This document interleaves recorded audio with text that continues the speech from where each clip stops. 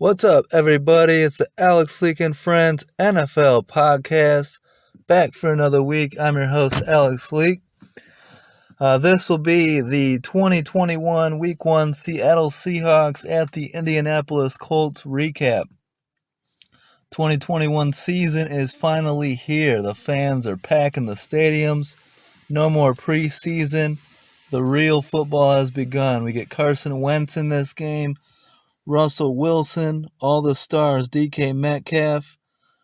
We wish T.Y. Hilton was playing in this game, but unfortunately not due to injury. I predicted Seattle to win this game in Indy. I just felt like Carson Wentz is going to struggle here early in the season. I think he's a good fit in Indy with Frank Reich, but I just think, it's a tough schedule to start the season. And I think, it's gonna take a couple games for him to get in a rhythm. And I thought Carson Wentz played pretty well in this game. In fact, I think the defense had a little bit of issues more so than the offense. But we'll get into this. The inactives for this game for the Colts: no Xavier Rhodes, corner, and no tackle Eric Fisher. For the Seahawks, no defensive end LJ Collier, and no corner Bless Austin. So let's get into this. Great game. Carson Wentz starts it out, leading the Colts right down the field, down to the Seattle 3-yard line. The defense forces 4th and goal. Usually the aggressive Frank Reich isn't here. He settles for the 3, a short 21-yard field goal by kicker Rodrigo Blankenship. I get it. I'm not a fan of these super aggressive on 4th down, not taking the 3 when it's an automatic 3. Some will debate that, go for the 7. You're not going to beat teams by kicking field goals. My argument is 3 is greater than 0. And I hate long, successful drives that get into the red zone that don't end in that don't end in points. So, take the 3, get on the board here. So I'm fine with that. So it's 3-0 Colts. Seahawks get the ball. And right off the bat, this is one thing for Seattle. The last couple of years, their running game hasn't been there. Russell Wilson has had to do too much behind a poor offensive line as well. But early in this game, right off the bat, running back Chris Carson breaks free for a 33-yard run down to the Colts' 27-yard line. I said right then and there, if the Seahawks running game is successful this year and the offensive line blocks and protects Russell Wilson, the NFL is in trouble, because the Seahawks are explosive, and the new offensive coordinator Shane Waldron has got it going on early in the season. Russell Wilson fires a beautiful 23-yard touchdown pass. Great adjustment by wide receiver Tyler Lockett for the over-the-shoulder catch in the end zone, and it's 7-3 Seattle. On 3rd and 5, Carson Wentz is sacked by defensive end Rasheem Green on the next possession, so the Colts forced to go 3 and out. So not great there. Seahawks get the ball back and march right down the field. Russell Wilson finds tight end Gerald Everett for a 9-yard touchdown pass, and the Seahawks lead 14-3. Look out for Gerald Everett this year. I expect him to have a career year in Seattle. Russ loved the addition, and I think he'll go to him frequently. That was one of the things that Russell Wilson said he was happy about, the additions of Gerald Everett and Gabe Jackson. But Everett, I always liked him, even in L.A., and I didn't feel like he was used enough in that offense. Goff didn't go to him enough. McVay didn't use him enough. I think the Seahawks are going to use Gerald Everett a lot, and he'll be tight end number 1 for them. Carson Wentz with a 24-yard pass to Paris Campbell, who takes a big hit from safety Quandre Diggs but hangs on for the catch. And then Wentz fires a 10-yard touchdown pass to wide receiver Zach Pascal, cuts the lead down to 14-10. But then Russell Wilson and the Seahawks offense just keep coming at him. Wilson fires a 69-yard touchdown bomb to Tyler Lockett for his 2nd touchdown of the game. The Seahawks increased their lead 21-10 going into halftime. Tyler Lockett, one of the most underappreciated, not talked about wide receivers in the game. Put some respect on his name. He and Russell Wilson have unbelievable chemistry out there, and it shows early in this game. So 21-10 Seattle at halftime. Indy defensive tackle DeForest Buckner gets to Russell Wilson for the sack, forces on third down and forces a punt. But then the Seahawks come right back with defensive end Benson Mayowa getting the sack on Carson Wentz on third down, forcing a punt there. Mistake here by Chris Carson, fumbling the ball near midfield, recovered by rookie defensive end Kwity Paye.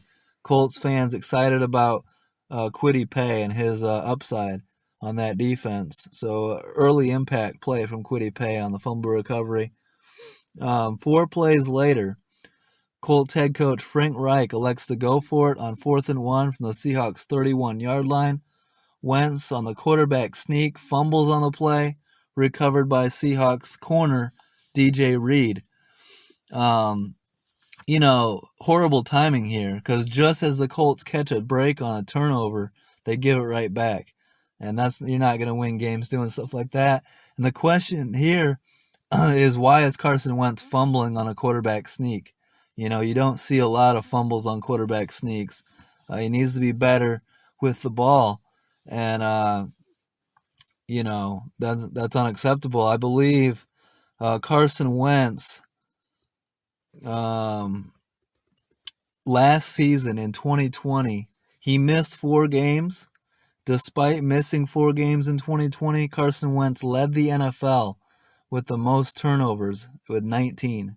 So he's got to clean that up. He can't be turning the ball over. Indy fans will get upset real quick if he keeps turning the ball over like that. Colts, so then, let's see here. Yeah, instead of going for it on 4th and 1 there, see, that is why I didn't like the decision. I think Frank Reich is a little too aggressive, way too aggressive at times. It's 4th down, you're at the 31-yard line. It's very makeable field goal range. It's like a 49-yarder, but it's very makeable. You kick the field goal there, it's a 1-possession game. You cut the lead down to 8. Instead, he goes for it, fumbles, and the Seahawks get it. So you're still down 2 scores. Could be down 1 score. So that's where I would push back there on going for it. But, you don't expect your quarterback to fumble it. So it is what it is. The Colts get the ball back, drive down to the Seattle 18-yard line. Again, Frank Reich, aggressive, decides to go for it on 4th and 2. Instead, this is the even more egregious one, because this is a very makeable field goal. I understand maybe not wanting to kick a 49-yarder. It's 4th and 1. You can get a yard. You would like to think so. But here at the Seattle 18, this is like a 36-yard field goal. You gotta kick this and cut the lead down to 8. Frank Reich decides to be aggressive again on 4th and 2, and Carson Wentz is sacked by Seattle linebacker Darrell Taylor, forcing turnover on downs. Frank Reich, throughout his career as a head coach in Indy, I have disagreed with a lot of his decisions being way too aggressive and costing the Colts points. Going all the way back to his rookie year as head coach, when he was coaching, when it was Colts-Texans, and he was too aggressive in the overtime and allowed the Texans to beat him. You punt that away, play defense. Worst case scenario, you come away with a tie. And I understand you'd be pissed off about a tie compared to a loss, but when it comes down to week 17, week 18, and you're trying to get into the playoffs, the difference between a tie and a loss can come back to haunt you. So you got to be thinking about that every game, every situation. You want points. I understand the analytics say be aggressive, go for it. You need touchdowns. To me, people are way too caught up in needing touchdowns, needing 6 or 7 or 8, instead of needing points and thinking of the value of 3. And especially here, when you take a lead from 11 down to 8, where it goes from 2 possessions down to 1. So that's my beef with Frank Reich on those decisions. First play after the turnover on downs. Also, these turnover on downs, these decisions are momentum killers, and it swings momentum in the opposite direction. So right here, the first play after that turnover on downs, Russell Wilson fires a 30-yard pass to a wide open DK Metcalf, way too open. So Reich giving away free momentum, and then you allow a big 30-yard play to DK. That's a huge momentum swing there, where it's all in Seattle's favor, and they've already got an 11-point lead. Wilson, another 15-yard touchdown pass, this time to DK Metcalf, and just like that, the Seahawks are up 28-10. So the Colts now down 18, and it's looking almost insurmountable at that point. So I go back and blame Frank Reich. Even if you kick the field goal there and you're down 8, even if Seattle goes and scores another touchdown, then you're only down 2 possessions. You're down 15 points. Instead, 3 possessions makes it seem a lot more insurmountable than 2 possessions. The Colts do drive down, get an 11-yard touchdown pass from Wentz to Zach Pascal. But then the 2-point conversion, Wentz gets sacked, doesn't get that, so it's 28-16. Like I said, if it was 25-10, you get a touch, or 25-10, you get a touchdown, and you just kick the extra point, you're down 8. But they're down 2 possessions still at this point, and they can't overcome it. So the Seahawks get a big 28-16 win in Indy on the road. So a nice, impressive start for the Seahawks.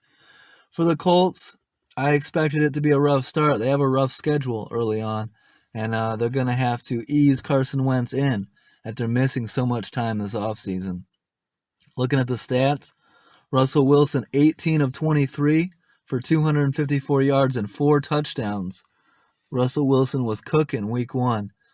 Chris Carson rushes for 16 times, 91 yards, and a fumble loss. Great game minus the fumble loss. Need to cut down on the fumbles, but great game otherwise. Tyler Lockett, 4 catches for 100 yards and 2 touchdowns. Big impact from him. DK Metcalf, 4 catches for 60 yards and a touchdown. And I expect his numbers to keep going up as the season goes on. For the Colts, Carson Wentz, 25 of 38 for 251 yards and 2 touchdowns, a fumble loss. And he just got to make sure to protect the ball. That was a big fumble loss. But Carson Wentz, not a bad game. And we'll see if he plays better in week 2 when the Colts take on the Rams again at home. Jonathan Taylor is a guy to keep an eye on. Colts fans love him. He's going into his second year in the league. A lot of Colts fans expect him to be a star or a future star. 17 rushes for 56 yards, 6 catches for 60 yards. I know the rushing right there doesn't look great, but when you combine that with 6 catches for 60 yards, that puts him up over 100 total scrimmage yards, 116. So a solid day. So, the biggest worry for me in this game for Indy was their defense. I thought their defense underperformed, especially in the secondary. So that's something to keep an eye on going forward. And we'll see how the Colts look in week 2. Like I said, a very tough schedule to start the year. In week 2, the 1-0 Rams will come into Lucas Oil. So it'll be 1-0 Rams at the 0-1 Colts. Big game. Big game for Indy. You don't want to start 0-2. You want to find a way to win this game. You got Matthew Stafford, Aaron Donald, and Jalen Ramsey coming into town. It's going to be a big game. So we'll see how that one goes. Early on, I'm leaning LA in that game. So Indy needs to bring it, prove me wrong, get back to 500. You don't want to start 0-2. For the Seahawks, they will match up at home, their home opener, against the 0-1 Titans. Titans looked pretty bad against the Cardinals in week 1, got blown out. It's going to be raining from what I've heard. It sounds like it's going to be raining for the Seahawks at home against the Titans. Prime opportunity here for the Seahawks to get to a 2-0 start, and Indy fans would love it to see the Titans start 0-2. As many picked them, including myself, to win the AFC South. So, look, Colts, you can turn it around quickly if you can find a way to win against the Rams. and you'll be cheering on Seattle, see if the Titans can fall to 0-2. So that's this week's breakdown of this game. I hope you guys enjoyed it. Going to be a lot of this content coming out all year long, so make sure and hit that subscribe button and stay tuned. We got player interviews, coach interviews, and weekly game breakdowns from the Alex Leak and Friends NFL podcast. Appreciate the support and have a great week, guys. Peace out.